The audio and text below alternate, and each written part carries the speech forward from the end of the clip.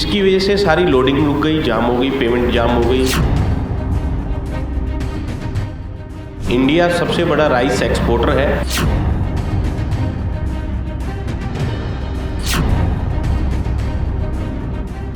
यहाँ से ware house से लोडिंग सबके बैन हो गई है। लड़ाई का असर चारों तरफ पड़ रहा है। इजराइल ईरान में जो कुछ भी हो रहा है उसका असर हमारे देश के व्यापार पर भी पड़ रहा है। इस वक्त मैं पुरानी दिल्ली में मौजूद हूं और हमारे सामने चावलों की एक बड़ी अलग अलग वेराइटीज़ की खेप आपको नज़र आ रही होगी।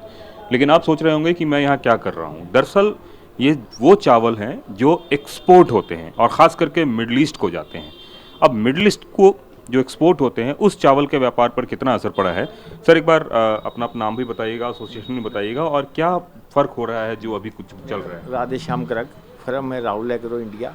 तो राइस जो एक्सपोर्ट है, जो मिडल ईस्ट के अंदर ईरान है, इराक है, दुबई है, बहरीन है, सऊदी अरब है, मैक्सिमम बासमती का एक्सपोर्ट यहाँ होता है काफ़ी मात्रा में। तो जो एकदम रुक गया है इस लड़ाई की वजह से, तो वहाँ से पेमेंटें भी यहाँ एक्सपोर्टरों की नहीं आ रही है। तो इससे यहाँ देश में बासमती की कीमतों में कम से कम 10% का मंदा आ गया है। अगर हालात जल्दी नहीं सुधरे तो इसमें थोड़ा और मंदा भी आ सकता है। सर एक बार बताएं कि अगर चावलों की क्वालिटी की बात करें तो कौन सी क्वालिटी के चावल यहाँ पे सबसे ज़्यादा जाते हैं? आपके पास तो बहुत सारे चावल दिख रहे हैं। मेनली 11-21 बासमती है, वो सबसे ज़्यादा एक्सपोर्ट ही होता है। हाँ जी, 17-18 है मेनली बासमती। सेला राइस है, बिरयानी राइस है, सबसे ज़्यादा एक्सपोर्ट इन्हीं मिडिल ईस्ट कंट्रीज़ में होता है। कौन सी इसमें से क्वालिटी है जो अगर हम देखना चाहें तो शिखा राइस या फिर? हाँ जी, इसमें ऐसे आप देख सकते हैं, सबसे पहले गोल्डन राइस होता है। हाँ। गोल्डन राइस वंड होता है। हाँ। ये सबसे ज़्यादा मिडिल ईस्ट में एक्सपोर्ट होता है। अच्छा। हाँ जी, ये बिरयानी राइस होता है। ओके। ये मेनली काफ़ी इफेक्ट है, मेनली सारा राइस एक्सपोर्ट होता है काफ़ी सारा, लेकिन सबसे ज़्यादा इसी पे इफेक्ट होगा, हाई राइस पे। बताते हैं कि इंडिया का 70% जो है चावल मिडल ईस्ट को जाता है, खाड़ी देशों को जाता है। मेनली 70% जाता है और मेनली 35 to 40% अकेला ईरान ही कंज्यूम करता है। अच्छा, उसमें से 35 to 40 ईरान जाता है। तो एक तरह से ईरान पूरा चौक हो गया है और रेस्ट ऑफ द कंट्री पूरा मिडिल ईस्ट ही चौक हो गया है। हाँ। तो आपसे कह रहे हैं सारी शिपमेंट ही चौक हो गई है। तो सारा पोर्ट्स पे सारा स्टॉल हो गया है राइस एक्सपोर्ट, सारा शिपमेंट्स रुक गई हैं।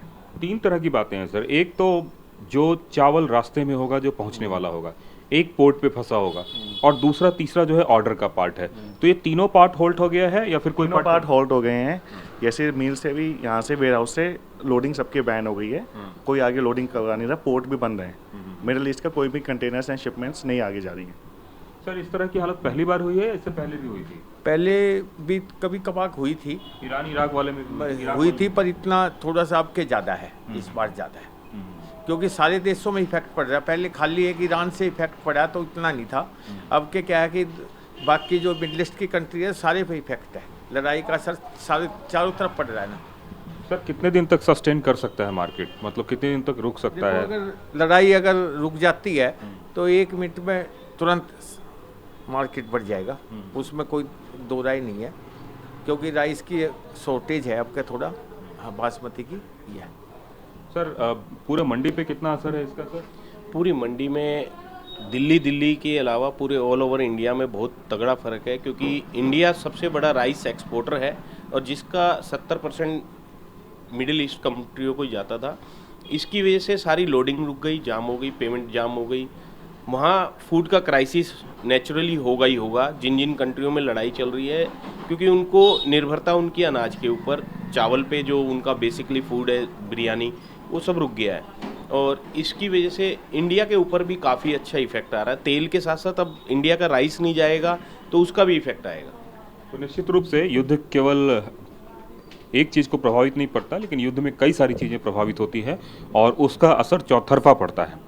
और उसी असर की बात है कि सदर बाज़ार के इस मार्केट में जितने भी दुकानदार हैं, सारी दुकानदारों की परेशानी इस बात को लेकर है कि उनकी चावल जो एक्सपोर्ट हो रही थी वो अचानक से रुक गई है।